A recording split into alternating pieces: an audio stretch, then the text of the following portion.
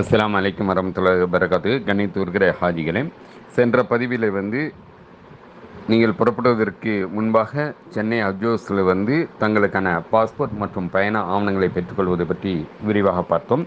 இன்ஷா அல்லாஹ் இதற்கு அடுத்த பதிவு இது. ஹாஜிகள் முதலில் தாங்கள் பெற்றுக்கொண்ட டாக்குமெண்ட்டை பத்திரமாக பாதுகாப்பாக வைத்துக் கொள்ளுங்கள்.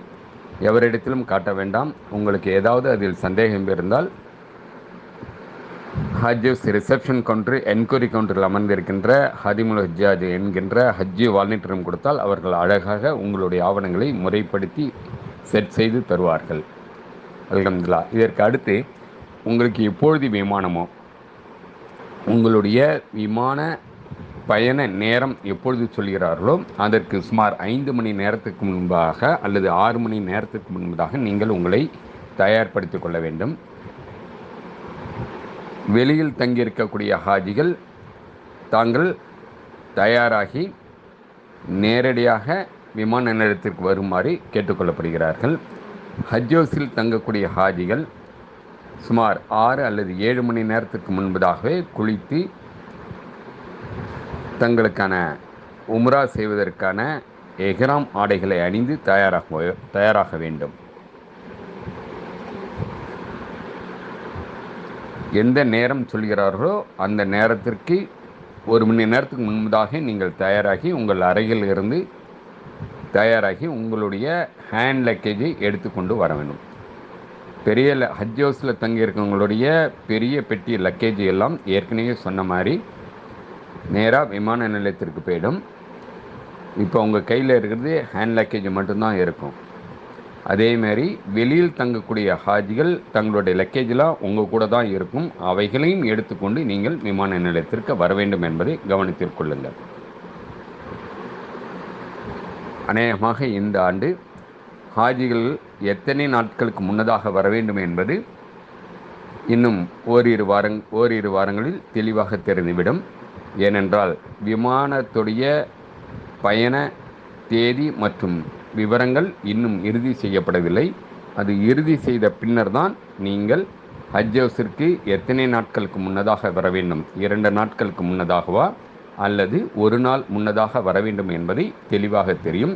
இதெல்லாம் குறித்த விரிவான கடிதம்தான் ஹஜ் கமிட்டியிலிருந்து உங்களுக்கு கடைசியாக அனுப்பப்படுகின்ற கடிதத்தில் இடம்பெற்று இருக்கும். எனவே ஹாஜிகள் தங்களுடைய விமான நேரம் என்ன சொல்கிறார்களோ அந்த நேரத்துக்கு முன்பாக தங்களை தயார்படுத்திக் கொள்ள வேண்டும்.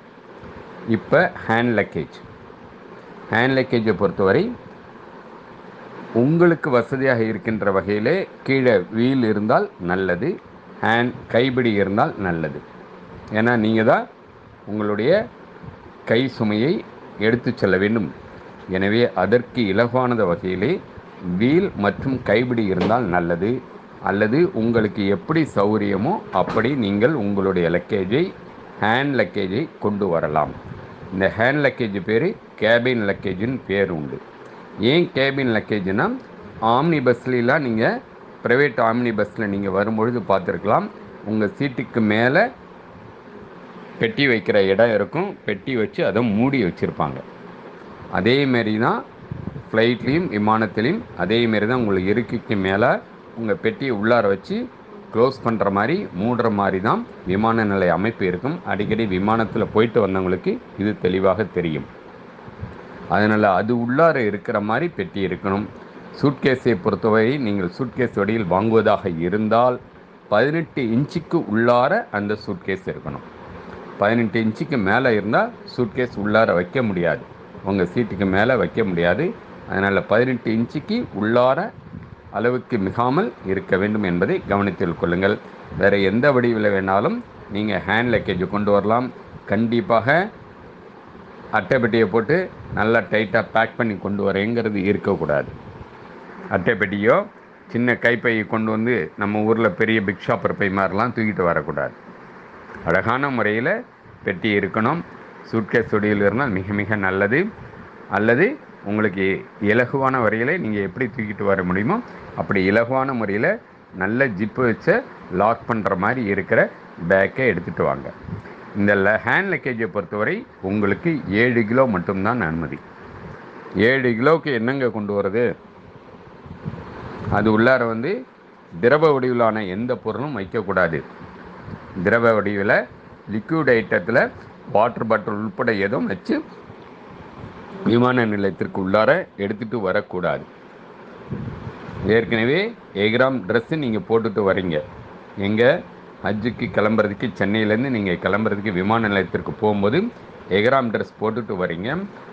அதனால் எஹ்ராம் செட்டு அப்பப்போ முகம் துடைக்கிறதுக்கு ஒளி செஞ்சிங்கன்னா துடைக்கிறதுக்கு ஒரு சின்ன டவல் வச்சுங்க. ஒரு 2 நாளைக்குள்ள மருந்து மாத்திரையை அந்த ஹேண்ட் லக்கேஜில் வச்சுங்க. அதேமாரி பாடி ஸ்ப்ரே இது மற்றபடி சென்ட் ஐட்டம், தைல ஐட்டம், இது எதுவுமே வந்து லிக்விட் வைடில் எதுலையுமே அந்த ஹேண்ட் லக்கேஜில் இருக்கக்கூடாது. ஸ்லிப்பர் ஆண்கள் வந்து எஹ்ராமுடைய இருக்கும்போது ரப்பர் ஸ்லிப்பு வி ஷேப்பில் உள்ளதான் இருக்கணும். கால் முழுசாக மூடுற மாதிரி செப்பல் இருக்கக்கூடாது. தையல் போட்ட செருப்பு இருக்கக்கூடாது. அதனால் வி பெல்ட் போட்ட வி வடிவில் போட்ட ஹவாய் செப்பல் யூஸ் பண்ணலாம். இந்த ஹவாய் செப்பல் ஏற்கனவே ஒன்று காலில் போட்டிருப்பீங்க. இன்னொரு செட்டு வந்து ஹேண்ட் லக்கேஜில் வச்சுங்க. டவல் வச்சுங்க. பிஸ்கட் ஐட்டம் கொஞ்சம் வச்சுங்க. அதுக்காக 10 டஜன் 12 டஜன் 1 டஜன் வாங்கி உள்ளார போட்டு வராதிங்க. சும்மா நீங்கள் கிட்டத்தட்ட ஒரு 6 மணி நேரம் உங்களுடைய விமான பயணமாக இருக்கலாம். அங்கே இறங்கி இங்கேருந்து கிளம்புறதுக்கு முன்னாடியே கிளம்புறீங்க. அங்கே போய் இறங்கி ஒரு எப்படியும் ஒரு 2 அல்லது 3 மணி நேரம் ஆகிடும். அதனால் அதுக்கப்புறம் உங்கள் ரூமுக்கு போகணும். ஸோ எப்படி பார்த்தாலும் ஒரு 12 மணி நேரம் ஆகிடும். இடையில விமான நிலையத்திலும் சரி விமானத்திலும் உங்களுக்கு தேவையான உணவு வகைகளை கொடுப்பாங்க. அதேமாரி சுகர் பேஷண்ட்லாம் இருப்பீங்க. ஒரு எமர்ஜென்சிக்கு ஒருவேளை ஃப்ளைட்டு உள்ளார போயாச்சு, கிளம்பியாச்சு, இறங்கும் போதோ அல்லது இங்கேருந்து ஏறின பிறகோ ஏதாவது தடங்கள் ஏற்பட்டு விமான பயண நேரம் அதிகமானால் அப்போ உங்களுக்கு இதெல்லாம் தேவைப்படும். அதனால் பிஸ்கட் வகைகள் கொஞ்சமாக வச்சுங்க. டேப்லெட்டு ஒரு 2 நாளைக்கு உள்ள டேப்லெட்டை மட்டும் இந்த ஹேண்ட் லக்கேஜில் வச்சுங்க. சின்ன டவல் வச்சுங்க. பெண்கள் வந்து எஹ்ராம் உடை கிடையாது, அவங்க வழக்கமான போடுற ட்ரெஸ்ஸு தான். ப்ளஸ்ஸு தலைக்கு போடுற ஒரு துண்டு போதும். இந்த மாதிரி ஐட்டம் போதும். கித்தாப்ஸ் நிறைய கொடுக்குறாங்க. அது எது முக்கியமான கித்தாப்ஸ்னு உங்களுக்கு தேவைப்படுதோ அந்த கித்தாபுகளை வச்சுங்க. ஃபோல்டிங் முசல்லா கொடுக்குறாங்க, அதையும் அந்த ஹேண்ட் லக்கேஜில் வச்சுங்க. இது இல்லாமல் ஹேண்ட் லக்கேஜில் வேறு எதுவுமே வைக்க வேணாம். ஏற்கனவே சொன்ன மாதிரி ஒரு மாற்று கண்ணாடி, கண் கண்ணாடி, மூக்கு கண்ணாடி, ரீடிங் கிளாஸு, எது நீங்கள் யூஸ் பண்ணுறீங்களோ எது பயன்படுத்துகிறீங்களோ அது இன்னொரு செட்டும் ஹேண்ட் லக்கேஜில் பத்திரமா வச்சுங்க. உங்கள் பவர் பேங்க், மொபைலோடைய சார்ஜரு, மொபைல் பவர் பேங்க்கு, இது எல்லாமே ஹேண்ட் லக்கேஜில் தான் இருக்கணும். இந்த ஹேண்ட் லக்கேஜ் உள்ளார கண்டிப்பாக பெண்கள் பயன்படுத்தக்கூடிய, குறிப்பாக விமானத்தை கடத்தக்கூடிய பயங்கர ஆயுதங்கள் எதுவும் இருக்கக்கூடாது. சேஃப்டி பின்னு, பின்னூசி, சைடூசி, கிளிப்பு, ப்ளக்கரு, நெயில் கட்ரு, சின்ன சிசரு, இது எதுவுமே ஹேண்ட் லக்கேஜில் இருக்கக்கூடாது. எல்லாமே பெரிய லக்கேஜில் தான் போட்டு வைக்கணும். எதுவுமே இந்த ஹேண்ட் லக்கேஜ் உள்ளார இருக்கக்கூடாது.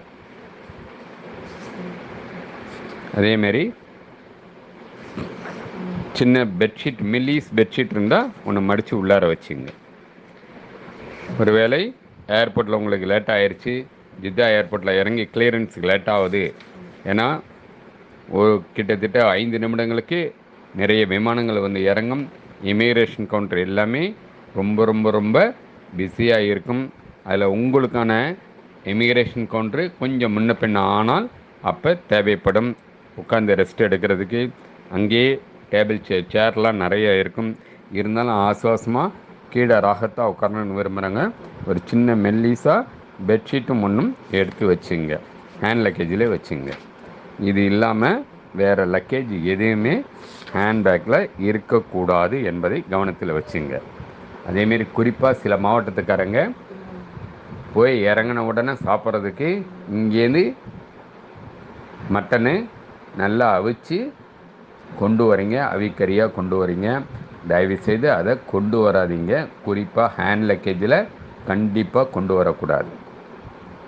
அது அப்படி பார்க்குறோம், ஏர்போர்ட் உள்ளார கொண்டு வந்துடுங்க, ஆனால் செக்இன் கவுண்டரில் மாட்டிக்குது. தூக்கி உங்கள் முன்னாடியே நீங்கள் பார்த்து பார்த்து ஆசையாக பொறுமையாக நேரம் வேஸ்ட் எடுத்து நீங்கள் பார்த்து பார்த்து சமைச்ச அந்த பொருள்லாம் என்ன பண்ணுறாங்க, குப்பை தொட்டியில் போட்டுடுறாங்க. அதனால் அதை கண்டிப்பாக அந்த மாதிரி பொருளை எதுவும் எடுத்துகிட்டு வராதிங்க. ஸோ ஹேண்ட் லக்கேஜை இந்த மாதிரி நல்ல முறையில் தயார் பண்ணி கொண்டு வாங்க. இதெல்லாம் முடிச்சுட்டு நேராக இப்போ விமான நிலையத்துக்கு தயாராகணும். அதுக்கு முன்னாடி ஹஜ் ஹவுஸில் தங்கக்கூடிய ஹாஜிகளுக்கு தனியாக வழி அனுப்பு துவா நடைபெறும். வழி அனுப்பு துவாவில் கலந்துங்க. அந்த டயத்தில் உங்களுக்கு விமான நிலையத்திலேருந்து நீங்கள் ஜித்தா ஏர்போர்ட்டுக்கு உள்ளார போய் அங்கேருந்து உங்கள் ரூமுக்கு போகிறது அப்போதைக்கு உள்ள அப்டேட்டை மிக தெளிவாக சொல்லிடுவாங்க. அதையும் நல்லா கேட்டுக்குங்க. இதெல்லாம் முடிச்சுட்டு அந்த பயண வழி துவா முடிச்சுட்டு உங்களுக்கு ஏற்கனவே உங்களுக்கு பஸ் டோக்கன் கொடுத்துருப்பாங்க. ஹாஜிகள் ஹஜ் ஹவுஸ்லேருந்து தங்குறவங்களுக்கு மட்டும்தான் ஸ்பெஷல் பேருந்து விமான நிலையத்திற்கு செல்வதற்கு ஏற்பாடு செஞ்சுருக்காங்க. அவங்க எல்லாருக்குமே இங்கே தங்குறவங்களுக்கு மட்டும் பஸ் டோக்கன் கொடுத்துருப்பாங்க. அந்த டோக்கன் உங்கள் குரூப்புக்கு ஒரே பஸ்ஸாக தான் இருக்கும்.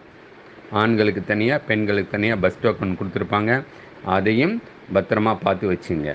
ஸோ எப்போ நீங்கள் கிளம்புறீங்களோ, எப்போ உங்களை ஒன்று சேரணும் ஹஜ் ஹவுஸில் எல்லாம் ரெடியாகி வாங்க துவா இருக்குது, நீங்கள் ஃப்ளைட்டுக்கு கிளம்பணும்னு சொல்கிறாங்களோ, அப்போ ஆண் ஹாஜிகள் எல்லாம் முதல் மாடியிலும் பெண் ஹாஜிகள் எல்லாம் 2வது மாடியிலும் அமர வேண்டும்.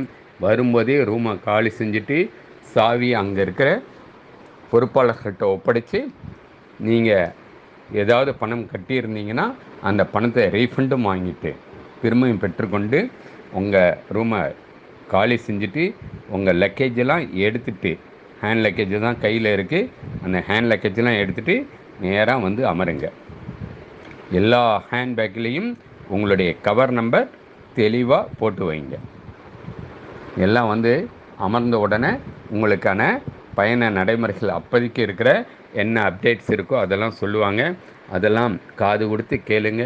முடித்த பிறகு உங்களுக்கான பயண வடிவமைப்பு துவா நடைபெறும். அந்த துவாவில் கலந்துக்கிட்டு இன்ஷா அல்லாஹ் உங்களுடைய பேருந்தில் உங்கள் பஸ்ஸு பேருந்து என்ன நம்பர் சொல்லியிருக்காங்களோ அந்த பேருந்தில் வரிசலாக போய் ஆண்களும் பெண்களும் போய் அமர வேண்டும்.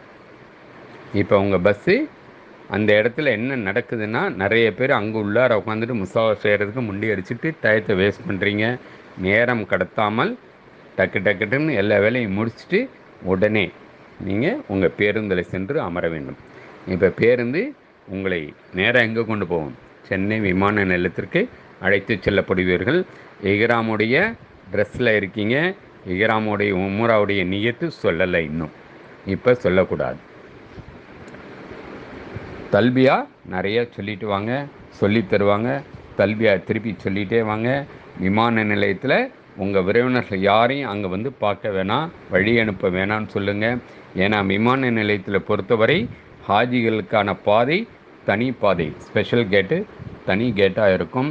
அந்த என்ட்ரன்ஸில் தான் பஸ்ஸை நிறுத்தி ஹாஜிகள் யாரையும் கை கொடுக்கவோ இல்லை கை கொடுக்கவோ செய்யாமல் நேராக அழைச்சிட்டு உள்ளார கொண்டு போயிடுவாங்க, உள்ளார கூட்டிகிட்டு போயிடுவாங்க. அதனால் நீங்கள் யாரும் எந்த உறவினர்களையும் ஏர்போர்ட்டுக்கு வர வேணான்னு சொல்லிடுங்க. எல்லாத்தையுமே நீங்கள் புறப்புற இடத்துலையே முடித்து கொள்ள வேண்டும்.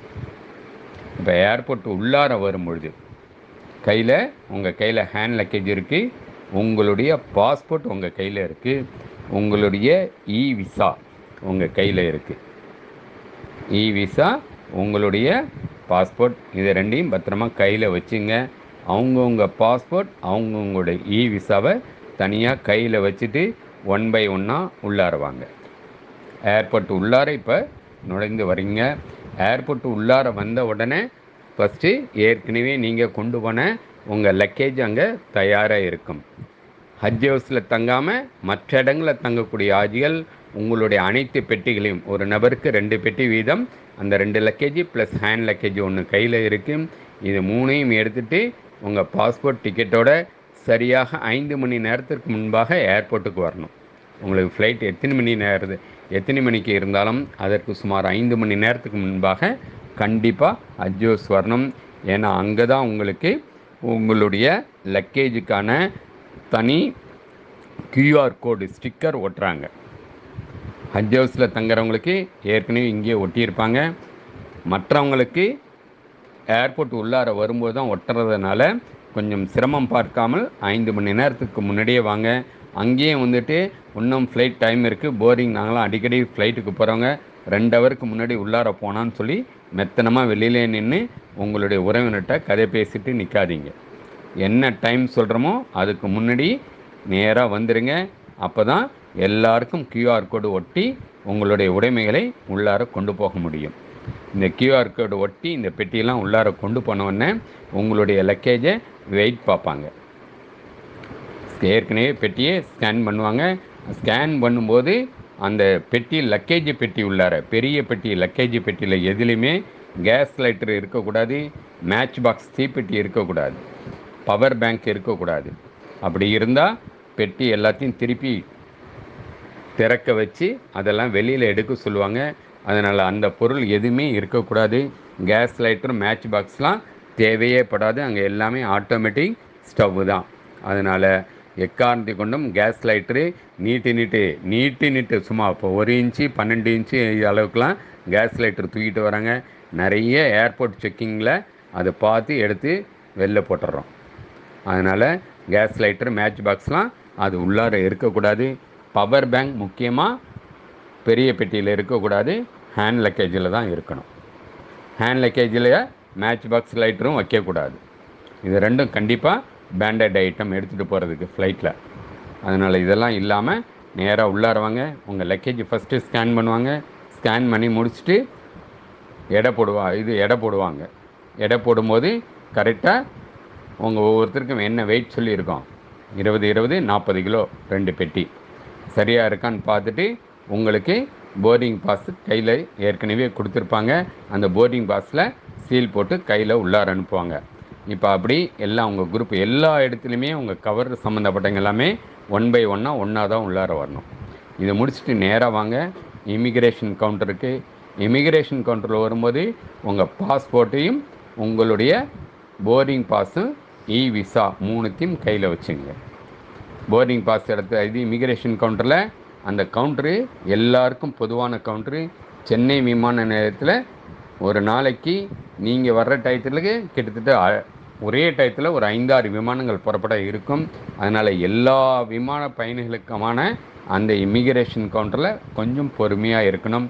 இருந்தாலும் ஹாஜிகளுக்கு தனியாக ஒரு 2 அல்லது 3 அல்லது 4 கவுண்டர் தனியாக அலாட் பண்ணி வச்சுருப்பாங்க, ஒதுக்கீடு செஞ்சுருப்பாங்க. அந்த கவுண்டரில் எவ்வளோ சீக்கிரம் நம்ம வேலையை முடிக்கணுமோ முடிச்சிடணும். அப்போ தான் மற்ற ஃப்ளைட்டுக்கு போகிறாங்க பயணிகள்லாம் இந்த கவுண்டரையும் யூஸ் பண்ண முடியும். இங்கே என்ன பண்ணுறீங்க, நமக்கு தான் தனி கவுண்டர் ஓப்பன் பண்ணிட்டாங்களே, நமக்கு தான் 5 பேர் உட்காந்துருக்காங்களே, நம்ம பொறுமையாக போய் நின்று பார்த்துட்டு போகலான்னு அங்கே நின்று கதை பேசிகிட்டு இருக்கீங்க. 2வது பல பேர் என்ன பண்ணுறீங்க, உங்களுடைய விசாவை ஒரு குரூப்பில் 4 பேர் இருந்தீங்கன்னா 4 பேருடைய விசாவும் மாறி மாறி வச்சிட்றீங்க. எப்படி நாள் கொடுக்குறோமோ, பாஸ்போர்ட் கொடுக்கும்போது விசா எப்படி வச்சு கொடுக்குறோமோ அதேமாரி வச்ச மாதிரி பத்திரமா கொண்டு வாங்க. மாற்றி அடித்து வச்சு இவங்களத தூக்கி அவங்களத வச்சுறீங்க, அவங்களத தூக்கி இவங்கள வச்சுறீங்க. உங்கள் ஊருக்காரங்க அதே ஃப்ளைட்டில் வரீங்க, அவங்கள தூக்கி இதில் வச்சுறீங்க. அங்கே இமிக்ரேஷனில் ரொம்ப லேட்டாகுது. அடுத்த கவுண்டரில் க்யூ நிறைய இருக்கும். அவங்களாம் என்னை பாய்மார்களுக்கு மட்டும் தனியாக கவுண்டர் போட்டிருக்காங்க, நம்மளையும் அங்கே போனால் டக்குன்னு எங்களுக்கு ஃப்ளைட்டு டைம் ஆகுது, இந்த மாதிரி லேட் பண்ணுறாங்கன்னு சண்டையே வருது. அதனால் ஏர்போர்ட்டு உள்ளார வரும்பொழுதே உங்கள் பாஸ்போர்ட், உங்களுடைய விசா, உங்களுடைய போர்டிங் கார்டு பத்திரமா ஒன்றா தனித்தனியாக வைங்க உங்கள் பாஸ்போர்ட்டில். 2வது இமிக்ரேஷன் கண்ட்ரோலில் வரும்பொழுது உங்கள் பாஸ்போர்ட்லாம் ஸ்கேன் பண்ணி பார்த்துட்டு உங்களுடைய கண்ணின் கருவடியை ஃபோட்டோ எடுப்பாங்க, ஆதார் கார்டுக்கு எடுக்கிற மாதிரி. அப்போ என்ன நிறைய பேர் தப்பு பண்ணுறீங்க, குறிப்பாக பெண்காட்சிகளாம் ரொம்ப டைட்டாக அந்த ஸ்கார்ட் போட்டு வரீங்க, மக்னா போட்டு நல்லா கழுத்து டைட் பண்ணி கண்ணெல்லாம் லைட்டாக திறக்கிற மாதிரி தான் வச்சு கொண்டு வரீங்க. இது அந்த இடத்துல உங்கள் கண்ணை ஸ்கேன் பண்ணுறதுக்கு கஷ்டமாக இருக்கனால கண்ணை நல்லா, முகத்தை நல்லா காட்ட சொல்லுவாங்க ஃபோட்டோ எடுக்கிறதுக்கு. அப்போ உட்காந்துட்டு நீங்கள் அவசரமாக எடுக்கிறீங்க. சில பேர் அது அப்படி என்ன சொல்கிறது, தலையிலேருந்து அப்படி மாற்ற மாதிரி கொண்டு வரீங்க. ஃபுல்லாக நீங்கள் எடுத்துகிட்டு நீங்கள் போட வேண்டியது இருக்குது. இதுக்கு டைமும் வேஸ்ட் ஆகுது, உங்களுக்கும் ஒரு கூச்சமாக இருக்கும் அத்தனை பேருக்கு முன்னாடி அதை கழட்டுறது. அதனால் அந்த இடத்துக்கு வரும்பொழுது ஸ்கார்ஃப் அழகாக முகத்தை தூக்கி காட்டுற மாதிரி ஃபோட்டோ எடுக்கிறது வசதியாக இருக்கிற மாதிரி ஸ்கார்ப்பை தயவுசெய்து போட்டுட்டு வாங்க இமிக்ரேஷன் கவுண்டரில். இதனாலேயே நிறைய லேட் ஆகுது. ஸோ அந்த இமிக்ரேஷன் கவுண்டரில் உங்களுடைய கண்ணின் கருவிழியெல்லாம் டெஸ்ட் இது முடித்த பிறகு ஃபோட்டோ எடுத்து உங்கள் பாஸ்போர்ட்டு உங்கள் விசாலாம் செக் பண்ண பிறகு உங்களைய நீங்கள் இந்தியா விட்டு வெளியேறலான்னு சொல்லி அந்த குடியுரிமை அதிகாரி இமிக்ரேஷன் ஆஃபீஸரோட சீல் போட்டு உங்களையே அனுப்பிச்சிடுவாங்க.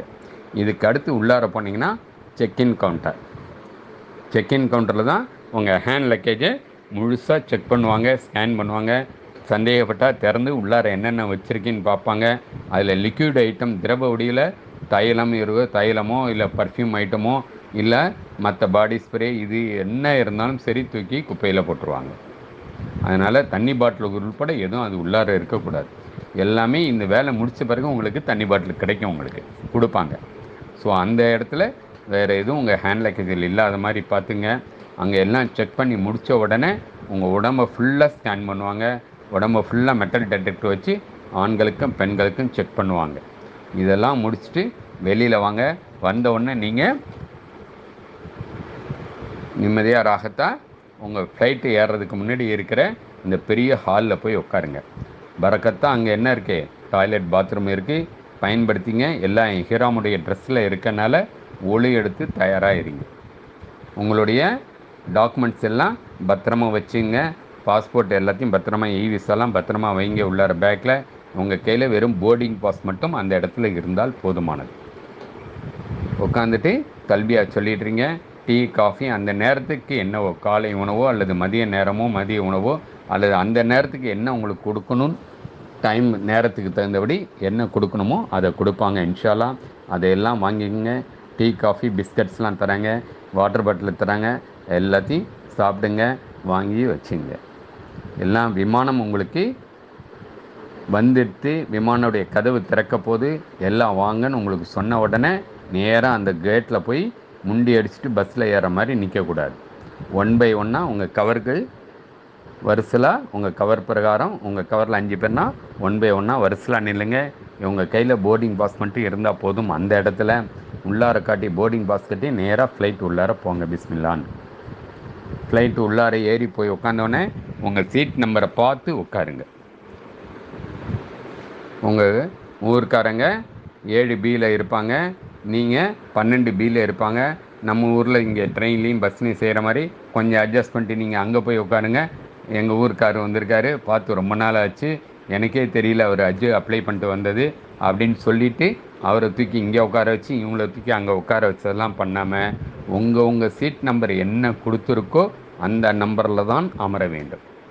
அந்த நம்பரை பார்த்து அழகாக உட்காருங்க, அமைதியாக உட்காருங்க. சீட் பெல்ட்டை போட சொல்லுவாங்க, சீட் பெல்ட்டை போட்டு அமைதியாக உட்காருங்க. ஃப்ளைட் இப்போ இன்ஷா அல்லாஹ் உங்களை சுமந்து செல்லக்கூடிய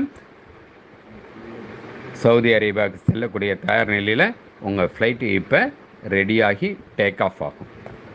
டேக் ஆஃப் ஆகி ஒரு குறிப்பிட்ட நேரம் கழித்து சீட் பெல்ட்டை கழட்ட சொல்லும்போது கழட்டுங்க. அது வரைக்கும் கழட்டக்கூடாது. ஃப்ளைட்டில் அமைதியாக உட்காருங்க, தல்பியா சொல்லிட்டுருங்க. விமானம் புறப்பட்டு போயிட்டு இருக்கும்போதே இன்ஷால்லா 1 மணி நேரத்துக்கு உள்ளார 1 மணி நேரம் முடிஞ்சதுக்கு முன்னாடி கரெக்டாக உங்கள் ஃப்ளைட்டில் அமீர்னு ஒருத்தரை இதுக்கு உம்ராவுடைய நியத்து சொல்கிறதுக்குன்னு ஒரு ஆளை நியமனம் செஞ்சுருப்பாங்க. அவர் யாருங்கிறத உங்களுக்கு நீங்கள் கிளம்புறதுக்கு முன்னாடி அஜ்ஜோஸில் நடக்கிற பயண வழியனுப்பு துவாகும் போது உங்களே அறிமுகப்படுத்தி வச்சுருப்பாங்க. அவர் ஏஞ்சி மைக்கில் உம்ராவுடைய நியத் சொல்லுவார். அப்போ தான் உம்ராவுடைய நியத்தை நீங்கள் சொல்லணும். சொல்லி முடிச்சுட்டு உங்களுக்கான அந்த நேரத்துக்கு என்ன உணவோ அந்த உணவு உங்களுக்கு ஒவ்வொரு சீட்டுக்கும் வரும். அதை எடுத்து சாப்பிடுங்க, நல்லா ரெஸ்ட் எடுங்க. நம்ம ஆளுங்க எப்போதுமே சாப்பிட்டோன்னே முக்கியமான காரியம் ஒன்று போவீங்க, உள்ளார போய் பாத்ரூம் எப்படி இருக்குன்னு எட்டி பார்ப்பீங்க. பாத்ரூம் எட்டி பார்க்குறது மட்டும் இல்லை, எப்போதுமே வழக்கமாக செய்கிற மாதிரி மக்கு நிறைய தண்ணி எடுத்து 2 கால் பெருவலையும் ஊற்றிட்டு தான் வெளியில் வருவீங்க. அந்த மாதிரி ஃப்ளைட்டில் இருக்கிற பாத்ரூமை பயன்படுத்தக்கூடாது. விமானம் என்பது பல ஒயர்களால் பண்ணப்பட்ட பல எலக்ட்ரானிக் சாதனங்களால் பின்னப்பட்ட அலுமினிய இயந்திர பறவை. தண்ணி அதில் பட்டு எங்கேயாவது ஒரு இடத்துல ஷார்ட் சர்க்கியூட் ஆச்சுன்னா ஃப்ளைட் என்ன ஆகும், அல்லாஹ் போதுமானவன், அல்லாஹ் வச்சு காப்பாற்றுப்பேன். அந்த மாதிரிலாம் பண்ண மாட்டீங்க. நீங்கள் அமைதியாக கூடுமான வரைக்கும் விமானத்தில் இருக்கிற டாய்லெட் பாத்ரூமை பயன்படுத்த வேண்டாம்.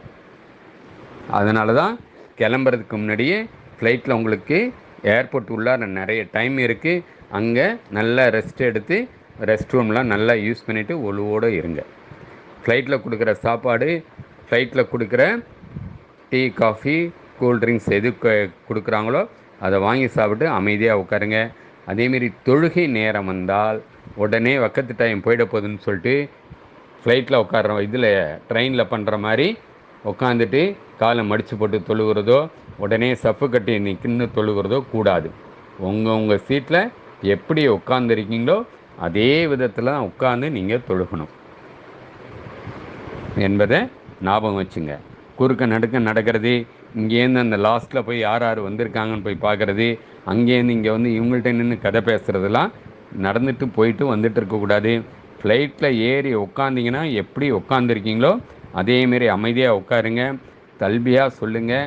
உம்ராவுடைய நியத்து சொல்லி முடித்தோன்னே தல்பியாக நிறைய சொல்லுங்கள். சுபானல்லாஹ், நல்ல தூக்கம் வரும். நல்லா தூங்கி எழுந்துருங்க. அப்படி தூங்கும்போது கொடுக்குற பெட்ஷீட்டை வச்சோ இல்லை தலையில் மூடியோ என்ன பண்ணுறது, முகத்தை முழுசாக மூடி தலையில் துணி போட்டு தூங்கக்கூடாது. ஏன்னா உம்ராவுடைய நியத்து வச்சாச்சு, உம்ராவுடைய அமல்கள் நடைமுறைக்கு வந்துருச்சு. தலையை முழுசாக மூடக்கூடாது. எல்லாமே உங்கள் ஆலிம்கள் சொல்லியிருப்பாங்க. இன்ஷா அல்லாஹ் ஏற்கனவே நம்முடைய ஆலிம் பெருந்தகை அவர்கள் சிறப்பான முறையில் இந்தக்கான உம்ராவுடைய விளக்கங்கள்லாம், உம்ராவுடைய கடமைகள், உம்ராவுடைய வழிகாட்டுதல் நெறிமுறைலாம் தெளிவாக சொல்லியிருக்காங்க. அதையும் இன்னொரு தடவை கேட்டுங்க. ஸோ அதனால் நல்லா தூங்கி எழுந்திரிங்க முடிந்த வரைக்கும். கிட்டத்தட்ட உங்களுடைய பயணம் சென்னையிலேருந்து ஜித்தாவுக்கு 5.5 மணி நேரம். அமைதியாக நல்லா தூங்கி எழுந்திரிங்க. இன்ஷா அல்லாஹ் தூங்கி எழுந்த பிறகு 5.5 மணி நேரத்தில் இப்போ விமானம் எங்கே வரும்? நேராக ஜித்தா ஏர்போர்ட்டுக்கு வந்து இறங்கும். வந்து இறங்கின உடனே நீங்கள் என்ன செய்யணும்? அடுத்த பதிவில் சந்திப்போம். வஸ்ஸலாம்.